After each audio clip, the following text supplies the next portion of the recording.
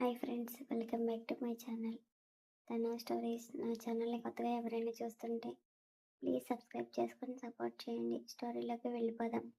Beast husband part 48. అతని చేయి నేరుగా ఆమె డ్రెస్లో నుండి నడుముపై పడేసరికి ఒక్కసారిగా ఉలిక్కి పడుతుంది జాను. ఆమె గుండె చప్పుడు వేగంగా కొట్టుకుంటుంది. ఆమె గొంతు గుటికలు పడుతూ ఉంటాయి. ఏంటి డార్లింగ్, అంత టెన్షన్ పడుతున్నావని అతని గొంతు హస్కీగా వినిపిస్తుంది. అతను టైట్గా హక్ చేసుకుని ఆమెను ఉక్కిరిబిక్కిరి చేస్తూ ఉంటాడు. ఆమె గుండె చప్పుడు అతనికి వినపడుతూ ఉంటే, ఎందుకు బేబీ టెన్షన్ ఫీల్ అవుతున్నా, నేనున్నా కదా అని హస్కీగా ఆమె చెవి దగ్గర చిన్నగా చెబుతూ చెవి తమ్మెను లాగుతూ ఉంటాడు.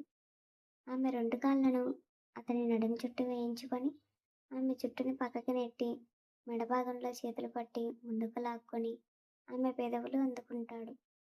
అతని చేతివేళ్లు ఆమెను తడుముతూనే ఉంటాయి. ఆమెకు ఊపిరి భారంగా కూడా అవుతుంది.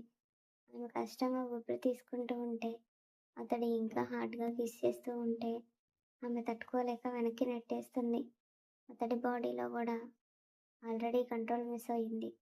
వెంటనే ఆమెను లిఫ్ట్ చేసి తనని తీసుకువెళ్ళి బెడ్పై పడుకోబెడతాడు. క్షణం ఆలస్యం చేయకుండా ఆమె మీద చేరిపోయి మళ్ళీ పెదవులు అందుకొని నెమ్మదిగా ఇంకొక చేతితో ఆమె వంటిపై ఉన్న వస్త్రాలను వేరు చేసే పనిలో పడతాడు. ఇద్దరి వస్త్రాలు నేల జారిన వెంటనే అతడు వస్త్రంగా మారిపోతాడు. ఆమె మెడ మీద ముద్దులు పెడుతూ నెమ్మదిగా కిందికి వస్తూ ఆమె ఎదభాగంపై లోతైన పంటిఘాట్లు ఇస్తూ వాటిని నాలుకతో లిఫ్ట్ చేస్తూ ఉంటాడు. నెమ్మదిగా నాభి భాగానికి చేరి నాభి లోతును కొలుస్తూ ఉంటాడు. అతని వెచ్చని ఊపిరి ఆమెకు తగులుతూ ఉంటే ఆమెకు మైకం కలుగుతూ ఉంటుంది. ఆమె ముద్దులతో ముంచెత్తుతూ ఇద్దరు పూర్తి మైకంలో మునిగి తేలుతూ ఉంటే వెంటనే ఆమె పెదవులు అందుకుని ఆమెలోకి ప్రవేశిస్తాడు. మల్లెల వాసన ఇంకా మత్తెక్కిస్తూ ఉంటే పూర్తి ఉత్సాహంతో ఆమెను అలసిపోయే పనిలో పడతాడు. ఆ రాత్రిని ఎంతో మధురంగా మార్చుకుంటారు ఇద్దరు. మమ్మీ, ఆకలిగా ఉంది, తొందరగా రా అని పెద్ద కేక వేస్తుంది వనిత. వస్తున్నాను కదా, 2 మినిట్స్ వెయిట్ చేయని స్టెప్స్ దిగుతూ వస్తారు మధురగారు. డైనింగ్ టేబుల్ దగ్గర కూర్చున్న మహేంద్ర వంటలు మధురగారు కోసం వెయిట్ చేస్తూ ఉంటారు. మమ్మీ, అన్నయ్య వాళ్ళు రాలేదు, నేను పిలుచుకురానా? వాళ్ళ ఇంటికి ఇంకా రాలేరులే, కానీ మీరు భోజనం చేసి వెళ్ళి పడుకోండి అని చెప్పేసరికి ఎక్కడికి వెళ్ళారు డాడీ అని అమాయకంగా అడుగుతుంది వనిత. నాకు తెలియదురా, రాను అని చెప్పారు. రేపు మార్నింగ్ మాత్రం మనం కొత్త ఇంటికి వెళ్తున్నామని చెప్తాడు మహేంద్ర గారు. మమ్మీ, ఆకలిగా ఉంది, తొందరగా పెట్టు అని అరుస్తుంటే ముగ్గురికి ప్లేట్లో వడ్డిస్తారు పనివాళ్ళు. ముగ్గురు కలిసి సరదాగా మాట్లాడుకుంటూ భోజనం కంప్లీట్ చేస్తారు. మధుర గారు మహేంద్ర గారితో రేపు కొత్త ఇంట్లోకి కావాల్సిన సరుకులు అన్నీ ఏర్పాట్లు చేశారు కదా అని అడుగుతారు. నువ్వేం కంగారు పడకు మధు, ఆల్రెడీ అన్ని ఏర్పాట్లు చేసే ఉన్నాయి అని చెప్తారు. పొద్దున్నే వాళ్ళు వచ్చేస్తారు, వాళ్ళు వచ్చేసాక మనం బయలుదేరి వెళ్దామని చెప్పేసరికి అలాగే అని అందరు కలిసి భోజనం చేసి ఎవరి రూమ్లోకి వాళ్ళే వెళ్తారు. రూమ్లోకి రావటం, బెడ్పై వాలిపోగానే నిద్రలోకి వెళ్ళిపోతుంది వనిత. మళ్ళీ కాలేజ్ స్టార్ట్ అవ్వడంతో డైలీ అలసిపోయి అలా నిద్రలోకి వెళ్ళిపోతుంది. అప్పుడే టిప్ టాప్గా రెడీ అయ్యి బయటకు వచ్చిన గుణకి హాల్లో కనిపిస్తారు ముగ్గురు. ముగ్గురికి ఏం పని లేదనుకుంటా, ఎప్పుడు హాల్లోనే కూర్చుంటారు అని విసుక్కుంటూ కిందకి వస్తాడు. అతడు రావటం గమనించిన వాళ్ళ అమ్మగారు అతనికి జ్యూస్ గ్లాస్ తీసుకొని వచ్చి అతని చేతిలో పెడతారు. నాకు ఇప్పుడేమీ వద్దు మమ్మీ అంటున్నా కానీ అత్త బావకి ఇది కాదు కావాల్సింది, ఒక విస్కీ బాటిల్ తెచ్చిస్తే తాగుతూ ఉంటాడు. అతని సీరియస్ చూపులు మైత్రికి తగులుతున్నా కానీ కేర్లెస్గా అతన్ని చూస్తూ ఉంటుంది.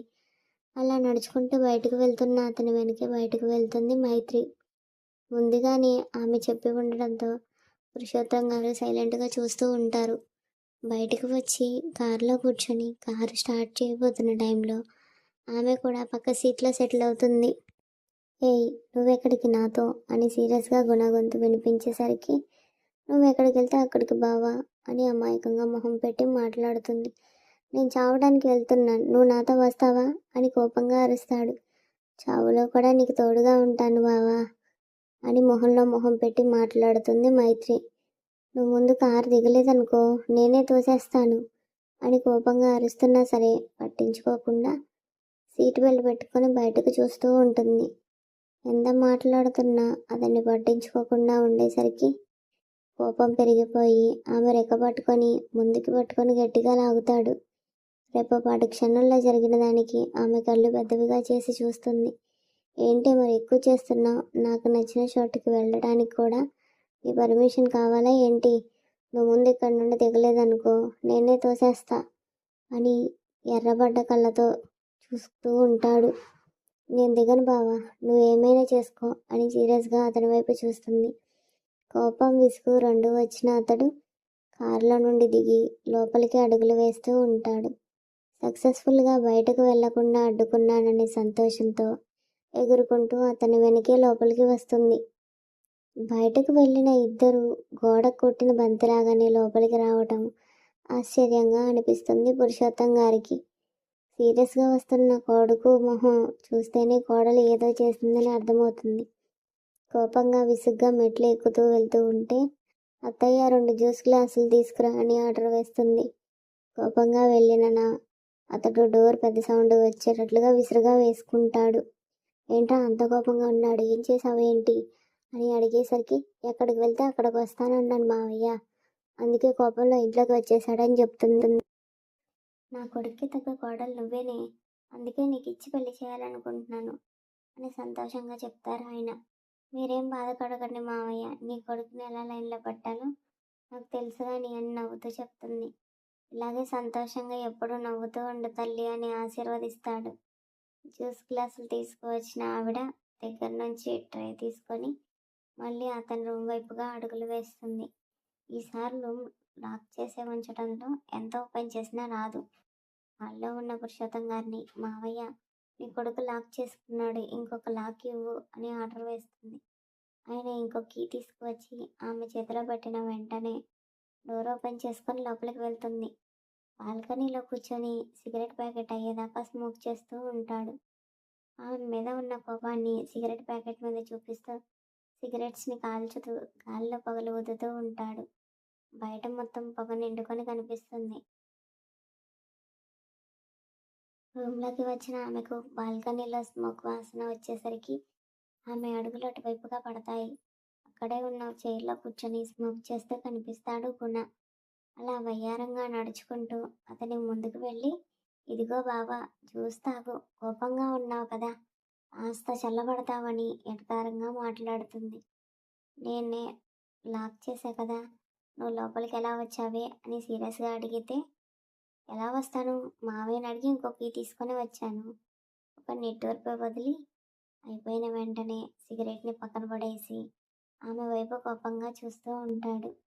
అతని చూపులు ఏమీ పట్టించుకోకుండా ఇంకొక వైపు తిరిగి టేబుల్పై చూసి పెట్టాను, తాగు అని చెప్తుంది. ఆమె ఇంకో గ్లాస్ తీసుకుని తాగుతూ బయట వెదర్ని ఎంజాయ్ చేస్తూ తాగుతుంది. ఆమెని రెప్పవాల్చకుండా చూస్తూనే జ్యూస్ తాగుతూ ఉంటాడు. కొంతసేపు పాటు చూసిన ఆమెను చూస్తూనే ఉండలేక నడుం సగం దర్శనమిస్తూ ఉంటే టెంప్ట్ అవుతూ ఉంటాడు. వెంటనే పైట కొంగును లాగి ఆమెను మీదకి లాక్కుంటాడు. ఆమె వెళ్ళి అతని బలమైన ఛాతీకి గుద్దుకుంటుంది. ఆమె శుతిమెత్తని పరువాలు అతన్ని తాకేసరికి చిన్నగా మూలుగుతుంది. ఆమె నోటి నుండి వచ్చే శబ్దం అతన్ని మరింత టెంప్ట్ చేస్తుంది. వెంటనే ఆమె జుట్టు పట్టుకొని ముందుకు లాక్కొని ఎర్రగా అదురుతున్న పెదవులను చూస్తూ ఉండలేక వాటిని అందుకుంటాడు. అప్పుడే జ్యూస్ తాగడం వల్ల ఆమె తేనెలూరే పెదవులు ఇంకా తీయదనం చేరి అతన్ని మరీ టెంప్ట్ చేస్తూ ఉండేసరికి రెచ్చిపోతూ హార్డ్గా కిస్ చేస్తూ ఉంటాడు. ఒక చేయి ఆమె నడుము మీద చేరి నడుము నడిపేస్తూ ఉంటుంది. అతని బలమైన పట్టుకి ఆమె చిన్నగా మూలుగుతుంది. ఆమెకు ఊపిరి తీసుకోవడం కూడా కష్టంగా అనిపించేసరికి ఆమె పిడికిలతో అతని గుండె మీద కొడుతూ ఉంటుంది. చీమ పట్టినట్టు కూడా అనిపించకుండా ఉండేసరికి ఇంకా దగ్గరగా ఆమెను అదుముకుంటూ ఆ కిస్ చేస్తూనే అతని చేయి పైకి పోనిస్తూ ఆమె ఎదభాగంపై వేస్తాడు.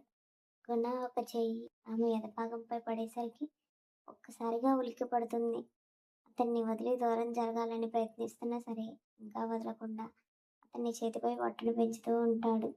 తట్టుకోలేని ఆమె కన్నీళ్లు కారిపోతూ ఉంటే నేరుగా అతని పెదవులు తాకేసరికి స్పృహలోకి వచ్చి ఆమె నుండి దూరం జరుగుతాడు.